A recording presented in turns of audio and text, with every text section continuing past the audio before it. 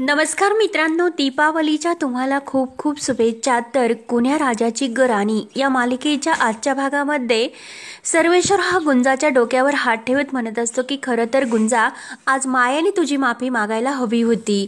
तर मृण्मयी म्हणत असते की जाऊन द्या ना बाबा, ज्या गोष्टी शक्यच होणार नाही त्या बोलून सुद्धा काही उपयोग नाही। तर मृण्मयी आपले डोळे पुसत गुंजाला जवळ घेते आणि गुंजा, सांग, मला माहिती आहे की तुला गोड खाण्यास खूप आवडते आणि तो पदार्थ मी स्वतःच्या हाताने तुला खाण्यासाठी बनवील। आता तर दिवाळी सुद्धा आली आहे, त्यामुळे तुला सांग कोणता पदार्थ आवडतो। तेव्हा गुंजा विचारते की ते काय असते। तेव्हा मधू म्हणत असते की अगं, दिवाळ सण आल्यानंतर आपण खाण्यासाठी किती गोड पदार्थ बनवत असतो, लाडू, चिवडा, अनारसे, शंकरपाळे, सर्व काही पदार्थ, त्यालाच फराळ म्हणतात। गुंजा म्हणते की आमच्या डोंगरवाडीवर याला फराळ नाही तर सपान म्हणतात। मृण्मयी विचारते की अगं, सपान म्हणजे काय ग? तेव्हा या सर्व वस्तू ह्या हलवाईच्या दुकानामध्ये काचेमध्ये ठेवलेल्या असतात आणि त्या फक्त काचेतून बघायच्या असतात। आमच्या इकडे दिवाळी म्हणजे, आमच्या डोंगरवाडीला दिवाळी म्हणजे गव्हाची चपाती आणि अंगभर कपडे म्हणजे दिवाळी। मातीनं पाय घासून आंघोळ केली की म्हणजे दिवाळी आणि उधारीच्या तेलाने दिवे लावले की म्हणजे झाली दिवाळी। तेव्हा मृण्मयी लगेच गुंजाला प्रेमाने मिठी मारते आणि गुंजा, यंदाची दिवाळी आपण तुझी खूप धुमधडाक्यात अशी साजरी करू आणि मला एक गोष्ट सांग की दिवाळीमध्ये कोणता पदार्थ तुला खाण्यासाठी आवडेल। तेव्हा गुंजा मात्र खुशून म्हणते की मला भाजणीच्या पिठाच्या जे काही गूळ घालून पापड्या बनवतात ना, त्या गोड पापड्या खूप आवडतात। तर मृण्मयी विचारते की अगं, भाजणीच्या पापड्या म्हणजे? मधू म्हणते की काय मृण्मयी, जमेल ना? तेव्हा लगेच मृण्मयी म्हणते की गुंजा, एक काम कर, उद्या जेव्हा मी ते बनवेन ना तेव्हा मला तू कॉल कर आणि ती रेसिपी मला सर्व काही सांग। आता तुम्हाला कितीही सांगितले तरी माझ्या लक्षात नाही राहणार। सर्वांना खूप हसू येते। तेव्हा गुंजा म्हणते की ठीक आहे, उद्या त्या पापड्या बनवताना तुम्ही मला कॉल करा।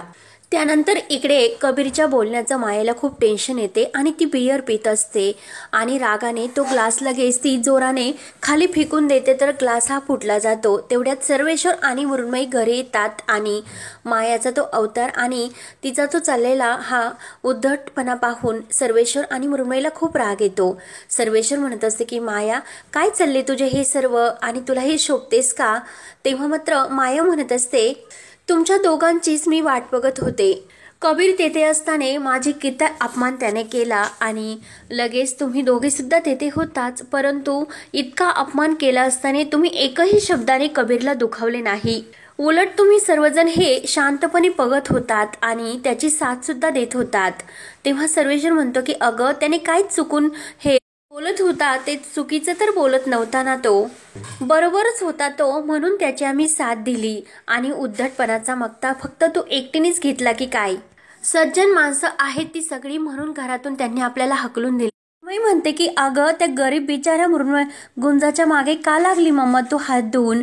तेव्हा माया म्हणते की गरीब आणि बिचारी, ती गरीब सुद्धा नाही आणि बिचारी सुद्धा नाही, ही गोष्ट लक्षात ठेव। गुंजा त्या घराला चिटकलेली गुचिड आहे आणि तिला वेळीच जर ठेचले नाही तर ती कबीराने तुझा संसार सुरू होण्या अगोदरच संपून टाकेन। तेव्हा सर्वेश्वर म्हणतो की शी, काय बाई आहे ही? तेव्हा माया म्हणते की काय रे, काय बोललास तू? मी फक्त बाई नाही, एक आई सुद्धा आहे। मृण्मयीकडे बोट दाखवत म्हणते की ही मुलगी माझी मुलगी आहे आणि मी तिची आई, म्हणूनच माझा तिच्यामध्ये जीव गुंततो। ती गुंजा जोपर्यंत येथे आहेस ना तोपर्यंत मृण्मयी तुझा संसार हा सुखाचा होणार नाही, ही गोष्ट का कळत नाही तुम्हाला?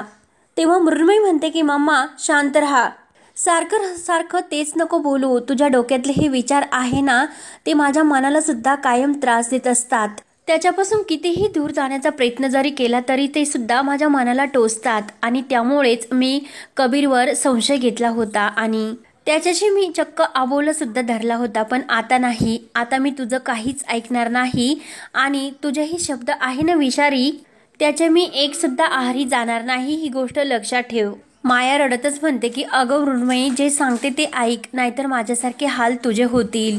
तेव्हा लगेच सर्वेश्वर म्हणतो की आधीच अगोदर सुटलेलं आणि त्यात आज ही अवस्था तुझी.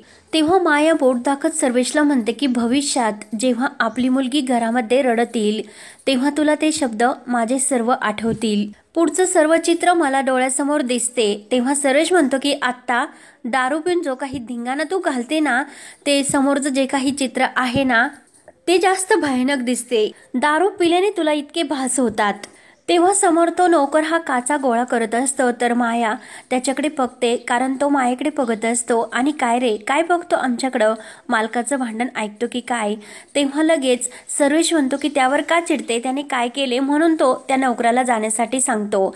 तर माया म्हणत असते की म्हणजे आता तू नोकरावर सुद्धा मला आरडाओरडा करून देणार नाही. तर तिचे खूप तोल जात असतात. तर मृण्मयी म्हणते की अगं आई मम्मा सावर स्वतःला. तेव्हा माया ही जोरात मृण्मयीला बाजूला ढकलून देते आणि तुझ्या आधाराची मला अजिबात गरज नाही. आधाराची गरज आहे तुला आणि वेळी सावध हो, जागी हो, नीट विचार कर या डोक्यामध्ये, नाहीतर तर कबीर गुंजाबरोबर निघून जाईल असे बडबडत ती आतमध्ये निघून जाते, कारण तिला खूप चढलेली असते.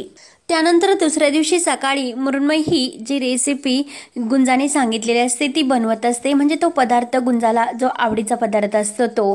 तेव्हा ती फोन करून गुंजाला हे सर्व कसे करायचे ते विचारत असते. तेवढ्यात फोनवर बोलता बोलता जे गरम तेल झालेले असते ते त्यातील जी काही पापडी असते ती त्यात पडते आणि ते तेल मृण्मयीच्या हातावर पडते, त्यामुळे तिला भाजले जाते. तर ती जोरात ओरडते. गुंजा म्हणते की मृण्मयी ताई काय झाले. तेव्हा लगेच तेथे माया येते आणि काय ग कुणासाठी बनवते हे सर्व आणि किती तुझ्या हाताला भाजलेस. तेव्हा लगेच मृण्मयी म्हणत असते की अगं मम्मा त्या गुंजाला तिचा आवडता पदार्थ आहे ना तो खायचा, तो बनवत होते मी, तेव्हा हे भाजले, काही नाही. माया म्हणते की अगं तुझ्यासाठी मी इथे 10 नोकर कामाला ठेवले आणि तू त्या मोलकरणीसाठी स्वतः इथे राबतेस. मृण्मयी म्हणते की अगं मम्मा काही इतकं झालेलं नाही. तेव्हा लगेच गुंजा विचारते की आहो मृण्मयी ताई काय झाले.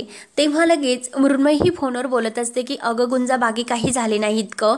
तेव्हा लगेच माया ही फोन घेते आणि गुंजाबरोबर गुंजा विचारते की काय झाले मृण्मयी ताईंना. तेव्हा माया रागाने म्हणते की तुझ्याबरोबर बोलण्यात मला इंटरेस्ट सुद्धा नाही आणि वेळ सुद्धा नाही, तू कबीरकडे फोन दे. कबीर गुंजाला विचारतो की काय झाले मृण्मयीला. तेव्हा लगेच गुंजा म्हणत असते की माया मॅडम. कबीर फोन घेतो तर माया म्हणत असते की कबीर सरपोतदार, माझी मृण्मयी म्हणजे तुमच्या जिभेचे चोचले पुरवणारी मशीन नाही आणि तुम्ही अशी अपेक्षा सुद्धा ठेवू नका आणि हे सर्व तुम्हाला खूप महागात पडेल. तेव्हा कबीर विचारतो की एवढं सर्व सांगण्यापेक्षा जे काही झाले आहे ते महत्वाचे ते सांगा अगोदर. माया म्हणते की उद्या जर तुमचं लग्न झाले तर माझ्या मुलीने तुमच्या त्या मोलकरणीसाठी राबायचे का, आणि आता जर तिला त्या तेलाने जास्त भाजले असते तर काय करणार होतात तुम्ही. कबीर विचारतो की खूप भाजले का. तेव्हा लगेच माया म्हणत असते की ते बघण्यासाठी आम्ही येथे समर्थ आहोत, येथे येण्याची अजिबात गरज नाही आणि तुमच्या त्या मोलकरणीला सांगा की तिला जी गोड पापडी खायची असेल तर तिकडे डोंगरवाडीला जाऊन खा, नाहीतर तुमच्या स्वतःच्या घरी ती तयार करा. माझ्या मृण्मयीवर हक्क गाजवायचा तिला कोणताही हक्क नाही. तेव्हा कबीर म्हणतो की प्रत्येक गोष्टीसाठी तुम्हाला आरडाओरडा करण्याची सवय झालेली आहे. सत्य काय आहे ते अगोदर पडताळून घेत जा आणि मग आरडाओरडा करत जा, असे बोलून रागाने कबीर फोन ठेवून देतो. तेव्हा मृण्मयी म्हणते की अरे कबीर गुंजाची काही चूक नाही. तेव्हा माया म्हणते की अगं त्याने फोन ठेवून दिला आणि खरं तर खूप माझी जास्त चूक आहे, कारण मी तुझ्यावर जास्तच प्रेम करते. माझ्या बाजूने तू अंदाजा सुद्धा तुला नाही आहे. ठीक आहे तुझं माझ्यावर प्रेम आहे, अर्थ असं नाही की मी माझा मत हे बाळगूच नाही. तेव्हा मृण्मयी म्हणते की ठीक आहे तू तुझ्या मतांचाच विचार कर, पण एक दिवस जेव्हा तुला संसाराचे चटके बसायला लागतील ना तेव्हा तुला समजेल की माझे शब्द आठवतील आणि दिवस सुद्धा कमी पडतील तुझ्याकडे रडण्यासाठी, असे बोलून माया तावातावाने तेथून निघून जाते.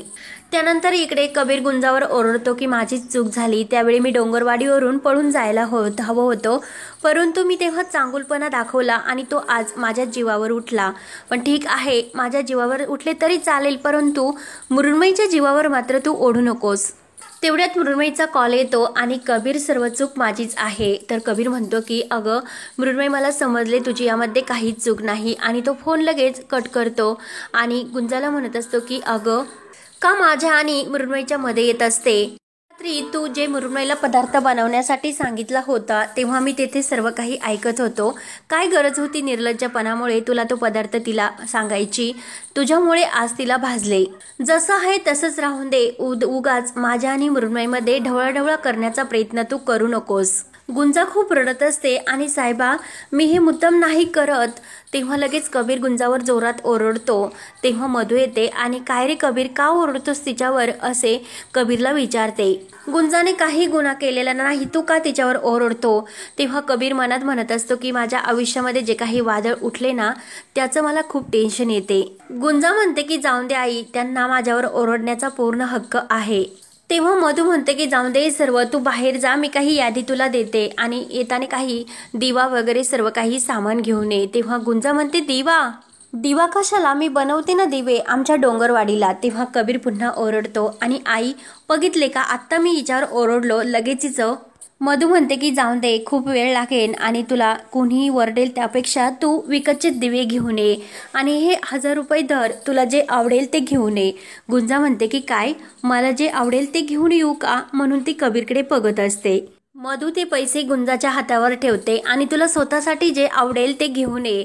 तेव्हा गुंजाच्या डोळ्यात पाणी येते आणि आत्तापर्यंत दिवाळीला सत्यदादा मला एक ड्रेस घ्यायचा, त्यावरच माझी दिवाळी साजरी व्हायची. आत्तापर्यंत इतक्या प्रेमाने माझ्या हातावर इतके पैसे कोणीही दिले नव्हते. तेव्हा मधू म्हणते की अगं आत्ताच तू फ्रेश होण्यासाठी मी तुला मुद्दाम बाजारात पाठवते आणि आता परत येथे थांबू नको, जा काहीतरी भांडण होईल. म्हणून गुंजा हीच कबीरकडे बघत साहेबा येते असे बोलून ती निघते. तेव्हा मधू म्हणते की कबीर बस, मी चहा घेऊन येते. तेव्हा कबीर विचार करत असतो की गुंजा खरंच साधी आहे, गरीब आहे, म्हणूनच हिला ढकलून लावताना मला खूप त्रास होतो. हिचं माझ्यावर प्रेम आहे ना ते मला सहन होत नाही, कारण माझं तिच्यावर प्रेमच नाही. तेव्हा हा भाग येथे संपतो. पुढील भागामध्ये सर्वजण मस्त असे फटाके उडवत असतात आणि कबीर आणि मृण्मयी एकत्र अशी जे फुलबाजा उडवत असतात आणि गुंजाला वाटते की काहीतरी मृण्मयीच्या हाताला भाजले की काय, म्हणून ती धावत जाते आणि थोडंसं असं बाजूला लोटते तर मृण्मयी खाली पडणार, तोच लगेच कबीर तिला झेलतो. तर कबीर आणि मृण्मयी एकमेकांकडे बघत असतात. गुंजाला वाईट वाटते तर कबीर म्हणतो की मूर्ख आहेस का तू, मला असे वाटते की ही आपल्या येथे असली ना तर माझं लग्न होणार सुद्धा नाही असे मला वाटते, कारण काहीतरी गोड ही नक्की घालत असते. तेव्हा मृण्मयी ही गुंजाचा हात आपल्या हातामध्ये घेते आणि कबीर काय बोलतोस हे सर्व असे म्हणते. तेव्हा मात्र गुंजाला वाईट वाटते.